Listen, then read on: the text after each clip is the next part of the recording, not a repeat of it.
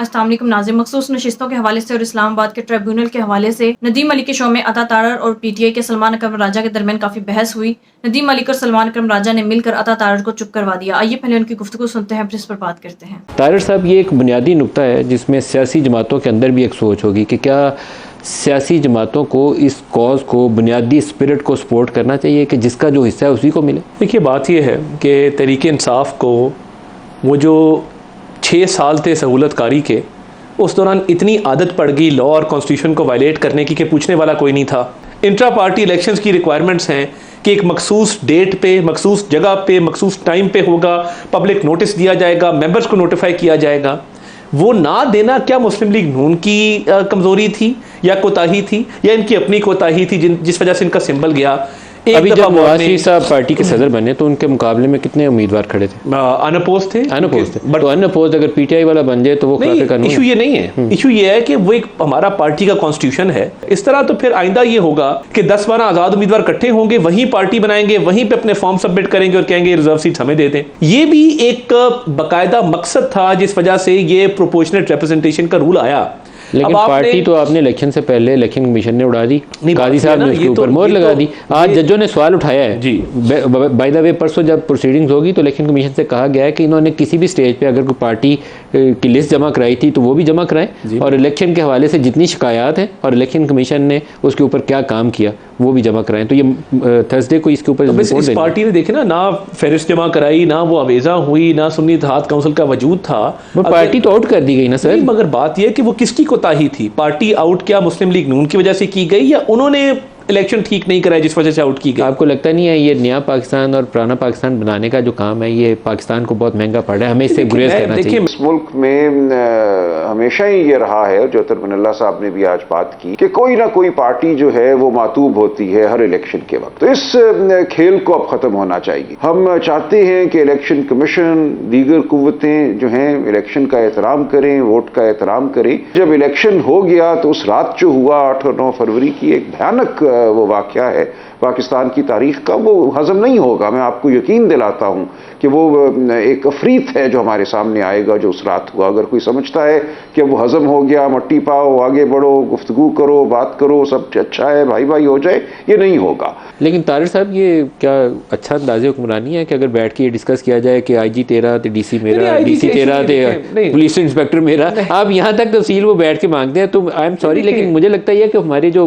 Macro picture में हमें बहुत ज़्यादा आप लोगों से चाहिए, फोकस्ड एफर्ट चाहिए। उसकी बजाय यहाँ हम इस पे लगे हुए हैं कि आईजी किसका आएगा, अस्पताल का सरबराह किसका लगेगा, फलाने इदारे का सेक्रेटरी किसका लगेगा, इस तक बहस हो रही है। देखिए, बात ये पता नहीं आपके पास ये मालूमात मेरे से ज़्यादा है शायद, मगर मैं ये समझता हूँ कि देखिए वो पंजाब में भी हमारे इत्तेहादी हैं। अगर उनकी कुछ डिमांड हैं और वो समझते हैं कि मकामी सियासत के हवाले से, सिविल इंतज़ामिया के हवाले से उनके मामलात हैं, तो अकोमोडेट होना चाहिए था, वो कर दिया। मतलब इसमें अब कोई ऐसी बात नहीं है। जो नून लीग एक ऐसी पोजीशन में है सियासी एतबार से जहाँ मुझे लगता है कि आप लोगों के लिए जो स्पेस है दिन ब दिन एज ए पोलिटिकल पार्टी वो सुकड़ती जा रही है। आपकी जो इस्लामाबाद की 3 सीट्स का केस है वो लगा हुआ है हाई कोर्ट के सामने और हाई कोर्ट ने बड़ी उसके ऊपर एक पावरफुल पोजीशन ली हुई है और लेनी चाहिए। 45-47 के ऊपर अगर डिस्क्रिपेंसी है, जम के खड़ा होना चाहिए अदालत को। फैसला आपके लिए नुकसान का बायस भी बन सकता है। जो इस्टेब्लिशमेंट का इस वक्त पीटीआई के साथ चल रहा है मामला, वो भी ultimately is going to cost you politically, आपको सियासी तौर पर उसकी सज़ा मिलेगी। इस्टेब्लिशमेंट और जुडिशरी का आपस में जो इस वक्त सिचुएशन है वो एक इंस्टीट्यूशनल क्लैश वाली सिचुएशन। आई डोंट नो आप इसको कैसे इंटरप्रेट करेंगे।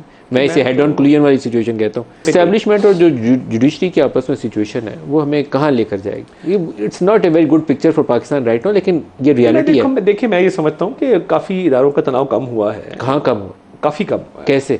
पिछले अगर आप 1-2 हफ्तों से कंपेयर करें तो मैं समझता हूँ मेरा नहीं ख्याल हालात काफ़ी हालात काफ़ी जो इस वक्त जुडिशरी की पोजीशन है और जो इस वक्त इस्टेब्लिशमेंट का आपस में तनाव वाला मामला है वो अगर आप रिजॉल्व नहीं करते तो पाकिस्तान के लिए ये अच्छी खबर नहीं है, ये इट्स अ बैड न्यूज़। मेरा ख्याल है मामला जो है वो खुश असलूबी से सुलझ जाएंगे। मुझे नहीं लगता कि कोई ऐसा पॉइंट ऑफ नो रिटर्न है या कोई टकराव की ऐसी सूरत हाल है जिससे वापस नहीं आ जा सकता। मैं समझता हूँ कि मामलात अच्छे तरीके से रिजॉल्व हो सकते हैं। क्या कोई ऐसा बैकग्राउंड इंटरेक्शन मौजूद है? क्योंकि इस वक्त सिचुएशन है, देयर इज़ अ सिचुएशन, आप इसको पब्लिकली शायद ऑन नहीं कर सकते बीइंग इंफॉर्मेशन मिनिस्टर, लेकिन देयर इज़ अ सिचुएशन, उसमें किसी को बड़े का किरदार अदा करना होता है ना। बुजुर्ग आता है, कोई नवाज़ादा नसरुल्लाह आता है, कोई बिठाता है 2 लोगों को और मामला संभाल लेता है, कुछ ऐसा रोल अदा किया जाए। मेरे में ऐसी कोई बात नहीं है। मैं समझता हूँ कि जो मामलात हैं मुझे लगता है कि बहुत जल्द जो है वो उसमें बेहतरी भी आ जाएगी, सुलझ भी जाएंगे। मैं नहीं समझता कि कोई ऐसे पॉइंट ऑफ नो रिटर्न है। आप नहीं समझते ना, इस्लामाबाद हाई कोर्ट से अगर ये 3 सीटों वाला मामला जो है, जो मेरा ख्याल है किसी वक्त भी फैसला आ सकता है उसका,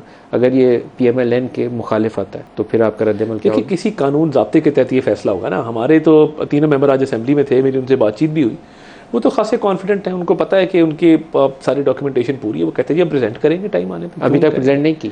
वो बड़े कॉन्फिडेंट है इस मामले पे। वो कहते हैं जी हमारे पास डॉक्यूमेंटेशन हमारी पूरी है, हम बिल्कुल प्रेजेंट करें। और हाई कोर्ट के उस ट्रिब्यूनल के उस जज साहब का फैसला आना है, और वो फैसला अभी तक का जो हवा का रुख है वो जाहिर करता है कि आपकी डॉक्यूमेंटेशन नहीं है वहाँ पे। अगर वो डॉक्यूमेंटेशन नहीं है तो आपके मुखालिफ फैसला आएगा। तो सियासी एतबार से ये बड़ा सेटबैक होता है। आप चले जाएंगे अपील में, लेकिन ये बड़ा सेटबैक होता है। तारिक साहब, पहले तो ये अज़्म इस्तेहकाम की नोयत क्या होगी, पहले तो इसकी वजाहत कर दें। क्या फ़ौज जाएगी, कॉम्बिंग ऑपरेशन करेगी, पूरे इलाके खाली कराएगी, या रद्दुल फसाद की एक्सटेंशन होगी? क्या शक्ल क्या है इसकी? देखिए, कोई नो गो एरिया नहीं है इस वक्त। पहले नो गो एरियाज़ होते थे, जो मकामी लोग हैं उनकी नकल मकानी करवाई जाती थी, उनको किसी और सेफ मकाम पे मुंतकिल किया जाता था, महफूज मकाम पर, और फिर ऑपरेशन होता था। अब एरिया सारे क्लियर हैं। एक लीडर आया जिसने तालिबान जो हैं उनके लिए एक सॉफ्ट कॉर्नर वो रखते थे। तो मुझे बताइए, आज जब लेकिन उस वक्त की इस्टेब्लिशमेंट उसका हिस्सेदार थी। बिल्कुल होंगी। इमरान अकेला ये फैसला नहीं, कर बट सकता। इमरान अकेला फिर खड़ा हो जाता ना। देखिए, ये तो एक सोच की भी खराबी है ना। इसमें एक कोई नजरियाती मामला भी है, इसमें कोई माशी मामला भी है, ये एक क्लास कॉन्फ्लिक्ट का एक अलमिया भी है। इसमें बहुत से इसके पहलू हैं। आप अपने स्कूलों कॉलेजों में क्या पढ़ा रहे हैं, आप किस किस्म की रोज़गार मुहैया कर रहे हैं, आप कैसा माशरा कायम कर रहे हैं, ये तमाम बातें मिलकर इस अलमिया का बायस बनी है ना। देखिए, जब आप कोई ऑपरेशन करते हैं तो वो ऑपरेशन लामतनाही तो नहीं होता। उस ऑपरेशन के नतीजे में आपने किसी खित्ते या इलाके की तमाम आबादी को तो ख़त्म नहीं करना होता ना। आप ये कोशिश करते हैं कि जो चीदा चीदा आपको लगता है दहशतगर्द थे उनको ख़त्म करें।